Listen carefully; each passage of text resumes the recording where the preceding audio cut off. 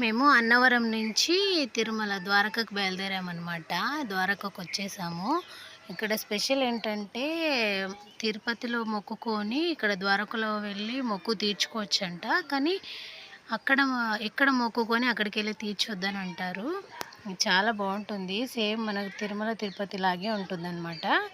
ఎప్పుడైనా విజయవాడ వచ్చినట్లయితే తిరుమలకెళ్ళి రండి ద్వారకకి. చాలా బావుంటుంది. అమ్మ హాయ్ చెప్పు. ఫోను లోపల అలౌ చేయలేదు కాబట్టి నేను వీడియో మొత్తం తీయలేకపోయాను. బయటే తీశానండి. చూడండి ఇప్పుడే అంత కడుతున్నారు. అయినా బావుంది. చాలా బావుంది. ఇటు అన్నదానం చేస్తారనమాట. రూమ్స్ కూడా ఉంటాయి అటు సైడు. మేము మార్నింగ్ వెళ్ళి నైట్ వచ్చేసామన్నమాట. ఎందుకంటే విజయవాడలోనే అక్క వాళ్ళు ఉంటారు కాబట్టి అలా వచ్చేసాము. ఈ ఏనుగు 50 సంవత్సరాల క్రితందంట. చూడండి ఎంత బావుందో, ఎంత పెద్దగుందో చూడండి.